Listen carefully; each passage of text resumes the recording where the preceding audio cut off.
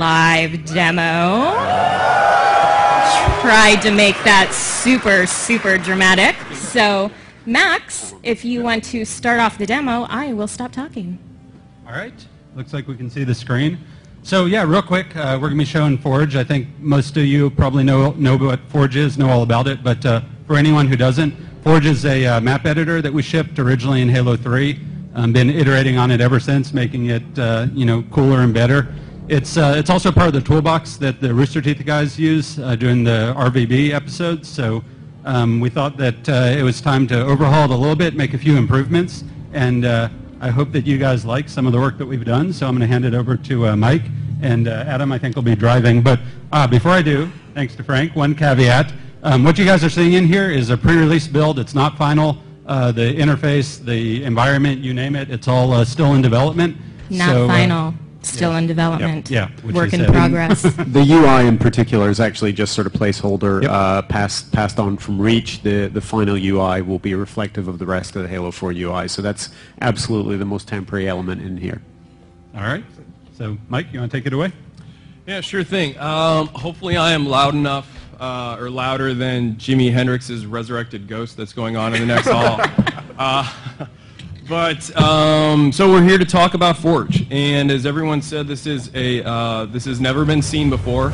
And with the placement of the monitor and the lights going in our eyes, Adam and I can barely see ourselves. So please bear with us as we just using the Force here. All muscle memory. All muscle memory. Well, I don't have any muscles, so that's a problem for me. But as you can see, what we have here is. As you can see, we have the ravine. Now, this is one of 3 Forge environments that are going to be shipping in Halo 4 on November 6th. And as you can see, Adam's flying around here. This is probably the most beautiful Forge environment that you've ever seen before. So we've taken a lot of care to create a really kind of beautiful space for you to play in. And we're really excited to see when we set you guys loose on it, what exactly you'll be creating.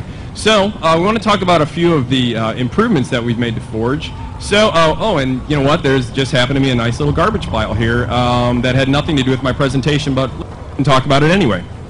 Okay, so in the past, if you had, for example, like a spawn point or something on top of another object, it was a little bit of a pain to grab. But as you can see, as Adam is kind of rolling over the different things in this pile of garbage, you see the name palette, create small, respawn point. There's no guesswork in terms of what you're grabbing, so there's no trial and error. You'll be able to grab exactly what you want, because when you do and you put the crosshairs over it, the name will highlight and you will know exactly what you're picking up. So that's one of the improvements we've put in Forge for Halo 4. So if you have something, so this bunker round, for example, which you see the name down there because we got the nice highlights, and you're placing it, and you're taking a lot of time and loving care to put it exactly where you want it. One thing that used to be a drag was you could easily kind of accidentally bump the controller and move it out of position, and all that time and loving care that you put into it is now down the drain. But if you have it where you like it, like Adam does here, we've given you the to lock it. So that's right.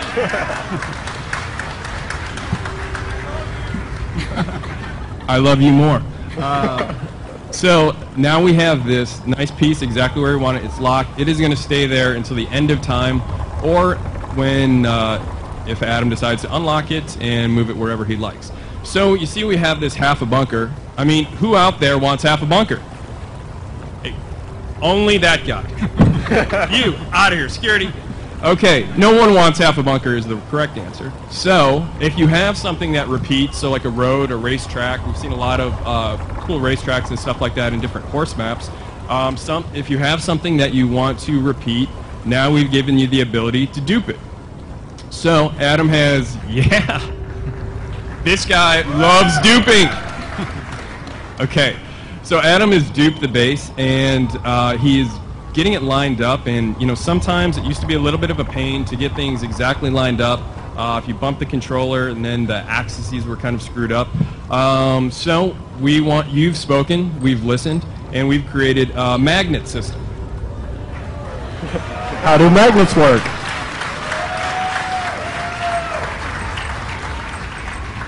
Magnets in 2012. Everyone can vote for that.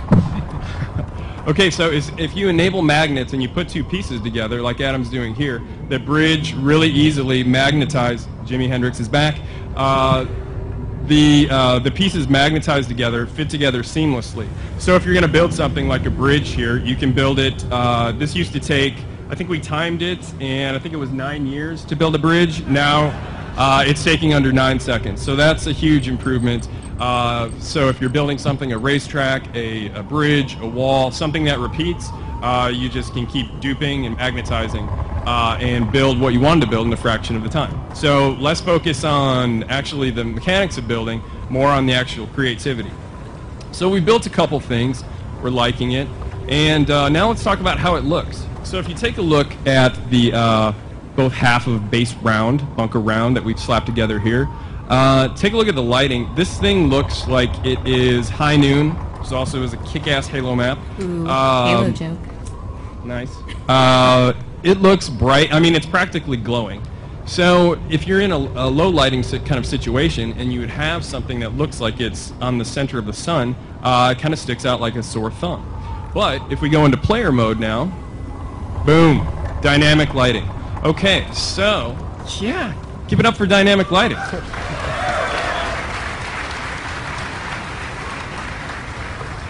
All Forge objects now accept shadows from the environment or other Forge objects. And if you see, like down there where Adam just was, Forge objects also cast shadows on the environment. So that means anything you put down in Forge is going to be a lot more integrated with the environment. So we want to give you the ability to create things faster and more efficiently, but we also have taken a lot of time and care to make sure that whatever you create is going to be beautiful. Did you say what the lighting system is called? Because it kind of sort of has the most amazing name ever. It does. The name is so amazing that it's a trade secret, and I cannot talk about it lest I be killed by Max. It is a very long, multi-syllable lighting system that I personally am not smart enough to talk about. I know what it does, but the... It has the word probe in it. We'll just leave it at that. Yeah, let's just stay away from probe talk here. But it's really cool, and as you can see, it looks great. The one other thing I wanted to talk about before we move off of the beauty of Forge is take a look at this object here. So a lot of very talented artists have spent an awful lot of time to overhaul all the Forge objects. So you, the fan out there, are spending tons of time and effort into making these things with a lot of time and care, and we wanted to make sure that all the Forge objects look just as good or comparable with what are in MP and single player maps. So everything is going to be a lot more beautiful, easy, and efficient to make. So now, let's see, we've got a little bridge going over the ravine. I've got money on saying Adam cannot make the jump, so let's see. You can do it. You can do it. So close. Oh my god.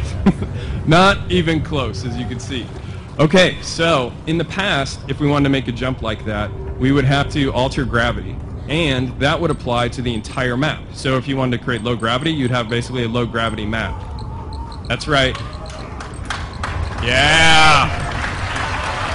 Yeah!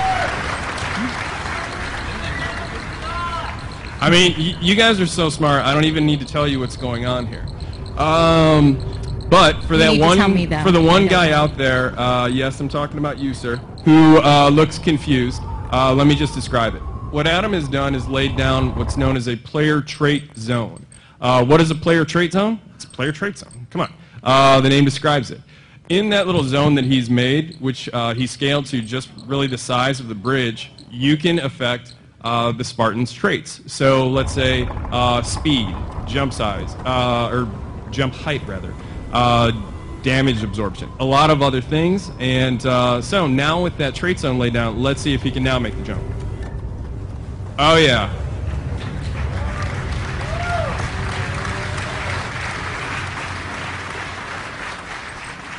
Max, you were supposed to tell me that I should have bet on that jump. Well, you were betting against me. Oh, that's right, that's right. Well, you pay me, so. Anyway, it all comes from him. Anyway, so we easily made that jump with the player trait zones, and we're really fired up because we think, in addition to a lot of the other improvements, we're really fired up to see what you, the fans, are going to create with these new player trait zones. Okay, so we're going across the other side now, and oh, okay.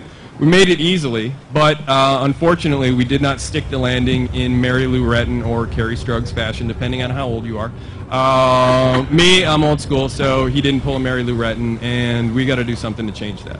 Okay, so we can easily lay down another player trait zone, and in that zone we can do something like either overshield when he gets in there or damage resistance, and alter how much damage he can take.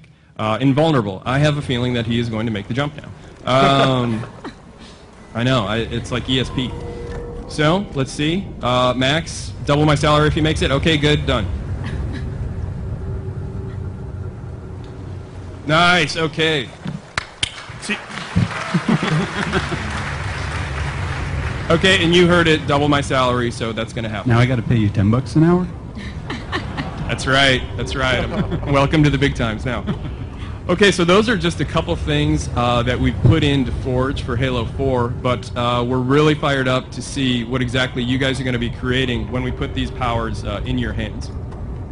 Yeah, thank you, Mike. And we actually have something else related to this that we're going to be showing you all in just a little while after Kynan talks for a bit. So my next sentence may or may not be a hint at what that something later is, but in my opinion, it sure does look like you can make some awesome horse challenges on that map.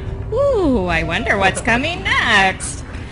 But Forge is only one of the modes coming in Halo 4, so we're going to talk a little bit about some of the multiplayer experiences that you will be having come November 6th.